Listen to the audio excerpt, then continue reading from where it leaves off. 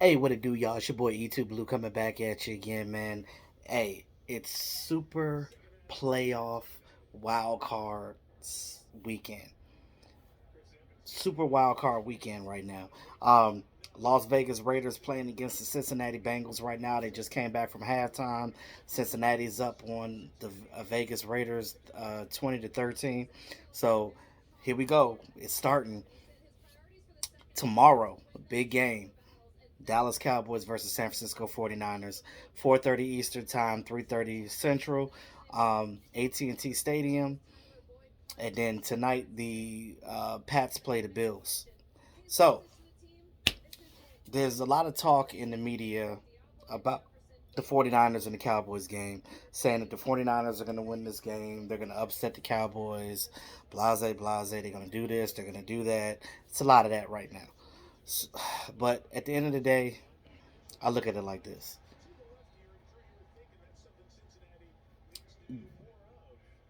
Both of these teams are good, right? The 49ers are good. You got to give them their credit.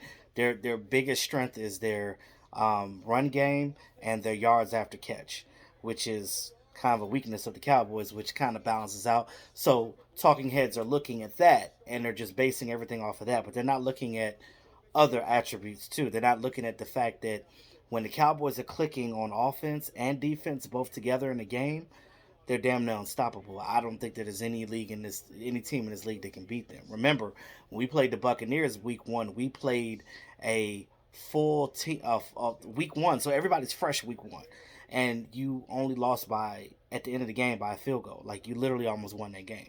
So I have a lot of faith in the Cowboys, and I know some of these talking heads don't, and don't let these outsiders that you guys hear talk about our team persuade you or let you think anything otherwise. Now, they, they also, like I said, I've been saying this many times, don't go into this game thinking that the 49ers are a pushover because when they got all cylinders firing, they can win as well. You have to be able to stop that run, and we'll get into that as well throughout this video. Cowboys come in this game, ending the season 12-5. San Fran ended the season 10-6. Now they did get 10 wins this season. I said before that they played in a pretty good division, so for them to get 10 quiet games, says a lot about Kyle Shanahan and how he's running that team right now. Dallas is 5-2 all time in postseason against the 49ers, and that goes back to 93 and 95 and whenever the last time they played. Um, Cowboys come in this game first in offense, 19th in defense. And now when you look at that number, it's like 19th. They should be much, lower than that on a number scale. And I'm like, yeah, you would think too. But I think a lot of that is when we have won a lot in games, a lot of that is garbage yards that we were giving teams at the end of games because we were beating them.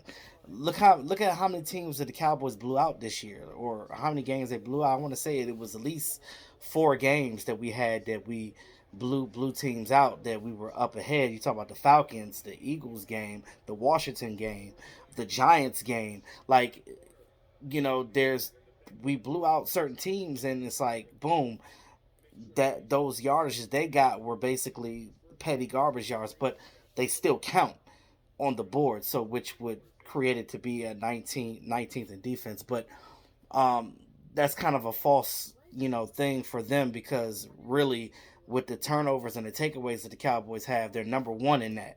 They're number one in interceptions. So you got to look at it on a broader scale. The Cowboys are second in passing and they're ninth in rushing. That lower because Keller, our coordinator, doesn't like to run the ball. But with that being said, San Fran, on their end, on offense, they're coming in seventh.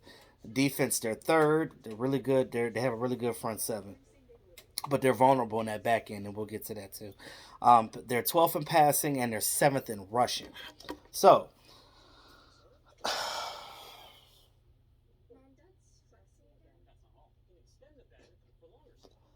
if you come in this game and these are the pretty much the keys to these are the keys to victory, right? If you come into this game and you flub it up, or you just go out there and you let your emotions get the best of you and let the San Francisco 49er team have the best of you and just run the ball all over you and get yak yardage all over you, you're going to lose this game easily. Lose it easily. So, um, this game's got to be won in the trenches, right? Two ways, offense and defense. We talked about our offensive line. Our offensive line has to hold up against Nick Bosa and Eric Armstead and those guys on that front end. And if they could hold up for Dak to get passes off and open up some running games for our running back, then we'll be fine. You got to play a balanced game. Um, Play with control. Minimize your penalties and making mindless mistakes. On defense, rush the passer, stop the run. It's gonna be a big day for those guys on the inside.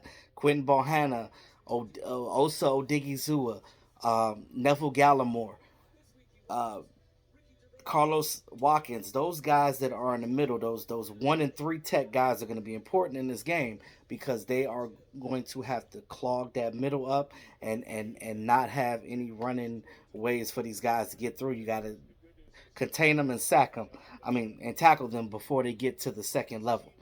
I think for Micah Parsons, I think it's best for him not to be rushing as much this game. They're going to need him with the other linebackers without Keanu Neal on that second level to play sideline to sideline to catch those running backs coming out of the backfield. So that's the good thing about having Micah Parsons back. With Keanu Neal out there, also bringing up Darian Thompson, so they're going to have more safeties out there. You're going to be running Darian Thompson. You're going to be running Donovan Wilson. You're going to be running Javon Curse. So these guys are going to be out here doing their thing at safety as well as Demonte Kazee.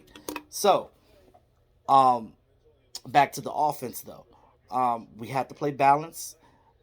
Again, we cannot get out of our minds. We can't play with our emotions. We know that it's a playoff game. But if you play a sound football game, because we know that the Cowboys are on paper a much talented team than the 49ers. But what the 49ers bring to the table is, like I said, their running game and their yards after catch. You got to be able to contain Elijah Mitchell and company at running back. You're going to have to be able to watch where Deebo Samuel is going to go because they're going to move him. They're going to run screens with him on the outside. They're going to use him on the back end. They might throw him in the slot. Brandon Ayuk as well. I think he's their main slot guy, but they utilize both of these guys interchangeably, and both of those guys can run different routes, and they both can get yardage on you, yards after catch. Don't forget about George Kittle. It's going to be a huge day for our safeties and Micah Parson stopping George Kittle as well, because we know in the past that we haven't played really well against tight ends. So you have to be able to stop that. Now, I have much respect for the 49ers, man, because although they're kind of like us in a lot of ways where like teams have like doubted them and things of that nature, but the 49ers are a good team. I know Jimmy Garoppolo isn't a great quarterback, but what you need to do with Jimmy Garoppolo, if you can make him throw the ball more than 22, 23 times a game, you can get him to make mistakes. You have to pressure him when he's throwing the ball because, again, our secondary can get that ball. So if you get that ball in the air and make them pretty much make them one dimensional, you'll be fine. Just make them one dimensional. St- Isolate that run because what they're going to do, they're going to run the ball and they're going to do that successfully because that's what they do. And they're not like us. They don't quit when it doesn't work. They're going to keep trying. So what you're going to have to do is you're going to have to get them out there and literally smack them in the mouth. When they start running the ball, tackle them behind the line of scrimmage. Period. Period. Get them to throw the ball. You get them to throw the ball, we'll get interceptions. Dak Prescott, their secondary is vulnerable. So what we need to do, I know that their secondary is vulnerable, but what we need to do, because what their game plan is going to be, they're going to try to bracket our 1 and 2 receiver because we don't have Michael Gallup right now. They're going to bracket Amari and they're going to bracket CeeDee Lamb. So they're going to lock those two guys down. How you get them to come off of coverage like that is running the fucking ball. You're gonna have to run the ball. I don't care if you run into a brick wall. You got to dump it outside. You got to come through the tackles. You got to come out on the right side. You have to run different ways. Kellen Moore in this game, please, Kellen Moore, run the ball. I understand that this is not what you do, but you're gonna have to do that now. You're gonna have to get out of your mind, get out of being wanting to be a gunslinger all the time, and create plays where we're running the ball. Whether you're doing it dump offs, whether you're screening, we have to get that ground game going. Because if you get that ground game going, what's going to happen is the 49ers are going to load that box. And when they load that box on that very next play, 3rd and 3, you can load that thing up, and Dak could throw that ball deep, and Amari will be open. CeeDee Lamb will be open. Cedric Wilson will be open because they don't have the secondary guys to handle all of what we have on offense. Because if you get more guys to load that box, they're going to be single safety high. And when they're single safety high, they're going to be vulnerable as fuck. And what you need to do is you need to get that ball out there and get them to get the ball to your guys, period. If they do that, I'm telling you, if they do that, we will win this game comfortably. And I'm going to tell you what's probably going to happen. When we watch this game, it's probably going to be dead even, probably for maybe the first, second quarter. As soon as our defense gets a turnover, our turnover is going to be our defense is going to be huge for us, and I know Dan Quinn's got a good plan for this. As soon as we get a turnover and we get the ball kind of in their territory, it'll give Dak the confidence to be like, oh yeah, we got this. Then we can get some quick scores. You get some quick scores, then all of a sudden they're going to start to face. So this is going to happen. The beginning half of the game is going to be tight. You're going to be like, ooh, I don't know. We got this. We're gonna do this.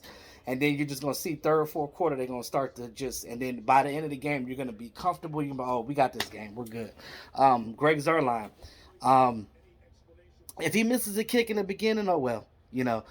One thing about Greg, I done seen him miss kicks in the beginning, but then he come back and he makes every one for the rest. Long as there's a kick that is important, like at the end of the game, you better make that because that's going to be it. And whether you like Greg Zuerlein or not, this is what we got. This is the playoffs, and you can't get nobody else. This is where we are. So with that being said, that's pretty much it. Those are the keys to victory right there.